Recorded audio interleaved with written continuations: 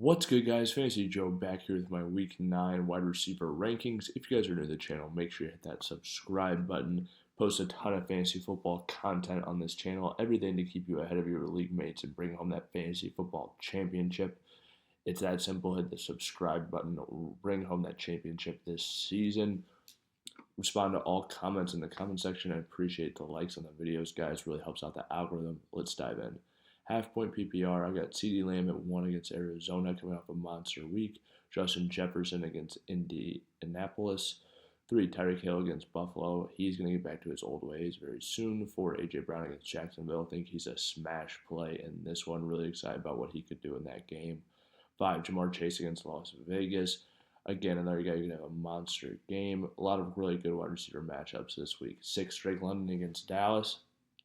He's looked phenomenal this season. 7, Amon-Ra St. Brown against Green Bay. If Jordan Love plays, he gets a massive boost. If Jordan Love doesn't play, I think you knock him down a few spots. 8, Malik Neighbors against Washington. Hasn't been what you've been hoping for these last few weeks, but the targets have been there, and this Washington secondary has been pretty rough this year.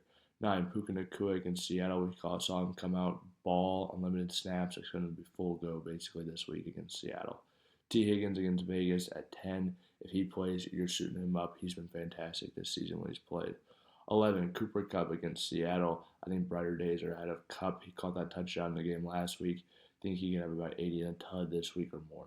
12, Jaden Reed against Detroit. Again, Jordan Love's playing or not will be a massive factor in the Jaden Reed's ranking. If Jordan Love is playing, I'm playing Jaden Reed everywhere. 13, Terry McLaurin against the Giants. He's been awesome this year. Giants secondary is banged up and not that good to begin with. 14, Devonta Smith against Jacksonville. Another guy I think could smash in that matchup. 15, Chris Olave against Carolina. Drew Brees likely back. Carolina's not been good against anybody this year. 16, Garrett Wilson against Houston. He's been pretty solid these last couple of weeks. I just think he's going to keep getting some solid work, keep getting those number 2 matchups, and he's going to be solid, and Devontae will get it going here pretty soon. 17, DJ Moore against Arizona. Williams looked better. This isn't a great defense, and I think he'll be fine in that one. 18, Darnell Mooney against Dallas. He gets a lot of targets, and he's really fast. It's a great combination. I think you can play him just about every week with some upside as well. 19, DK Metcalf. Monitor that knee injury, but if he plays against the Rams, I am playing him in my fantasy football lineups. 20, Josh Downs against Minnesota. Downs gets a massive upgrade with the news that Anthony Richardson has been benched for Joe Flacco. Instantly puts him into your lineup each and every week. If he was out there on waivers, you guys should have spent up because he's worth it. 21, Devontae Adams against Houston. Think he'll get it going here soon. 22, Ladd McConkey against Cleveland. Broke out this last week. They don't have a lot of options in the passing game, so I think he's going to continue to be peppered with targets. 23, Jalen Waddle against Buffalo. Brighter days are ahead for Waddle. He's going to have those monster games, and this could very well could be one of them. You're going to experience some duds, but you have to be able to get the monster games. 24, Michael Pittman Jr. against Minnesota. Things change for him as well. He gets a massive upgrade with Joe Flacco. I view them both as top 24 wide receivers probably rest of season now. Well, it shot me back to the front. Now, what the... That was annoying.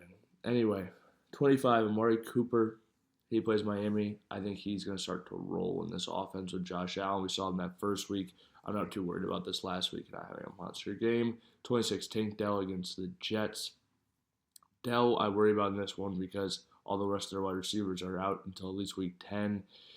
He's going to have Sauce Gardner on him very likely, tough quarterback matchup, and they haven't been able to hold on to the ball very long because of the pass rush. So all of those things worry me about that matchup, but based off his position in the game, I think you can play him.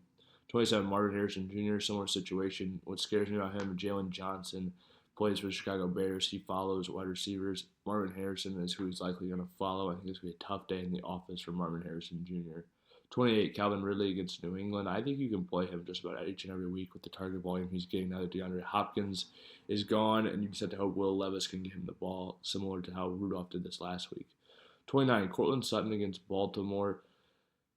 Now that we have seen Bo Nix be better and better and better, Baltimore's left a lot of points to wide receivers. I think you can play Cortland Sutton.